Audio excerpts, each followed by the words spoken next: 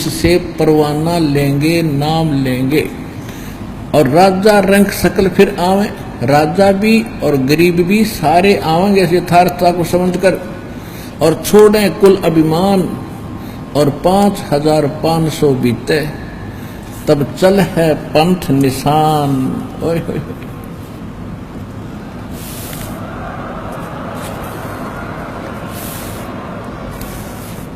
कहते हैं जब 5505 कलयुग बीते, जब 13वां वंश मेरा आवेगा, 13वीं पीढ़ी, 12 पंथ तो काल भ्रमित करेगा, 12 को तो होंगे वो कबीर परमेश्वर के ही बच्चे।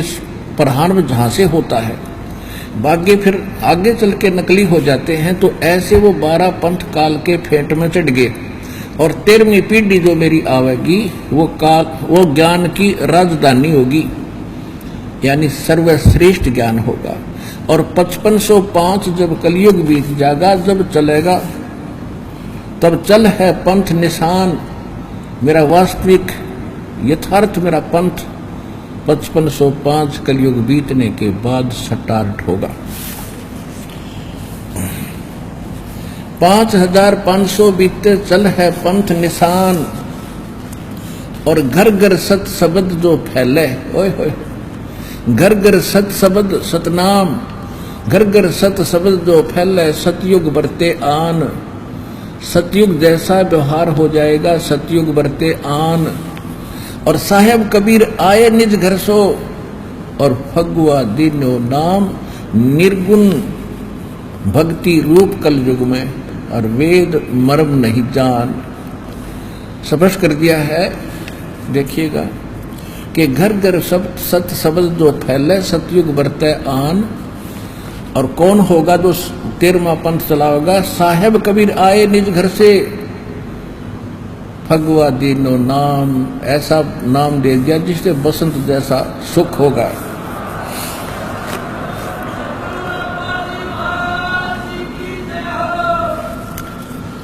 एक तो पुण्यात्माओं कहा जाता है, कहना तो बहुत आसान होता है, लेकिन ये हो रहा है, आपके सामने हो रहा है।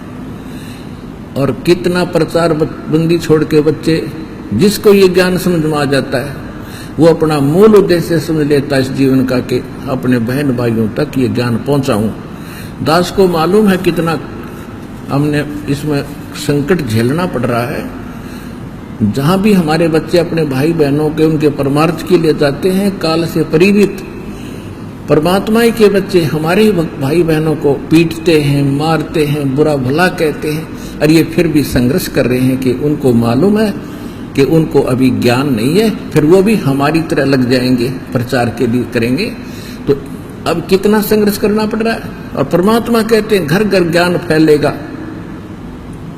अब करोड़ों की संख्या में भक्तों ने ज्ञान गंगा पुस्तक वितरित कर दी है, और जिसका परिणाम आप देख रहे हो, परमात्मा के हंस उमड़ उमड़ कर आ रहे हैं। तो ये अब वो समय आ गया है जो परमात्मा ने बोला था, और सभी महापुरुषों ने, बहुत से भविष्य वक्ताओं ने भी इसके विषय में जानकारी दी है। वो समय अब आ चुका है।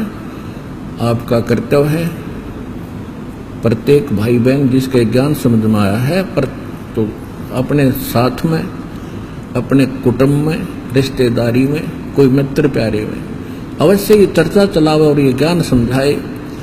क्योंकि प्रथम बार आप जिक्र करते हो तो अवश्य वो व्यक्ति आपसे विरोध भी करेगा, लेकिन आपने शांत रहना पड़ेगा। आपको मालूम है जब तक ज्ञान समझ में नहीं आता तब तक ऐसे ही बोलेगा, और जब ज्ञान समझ में आने के बाद आपके साथ हो लेगा। आज सेटिंग नहीं कर रही तुमने, तुम्हारा कर रहा था।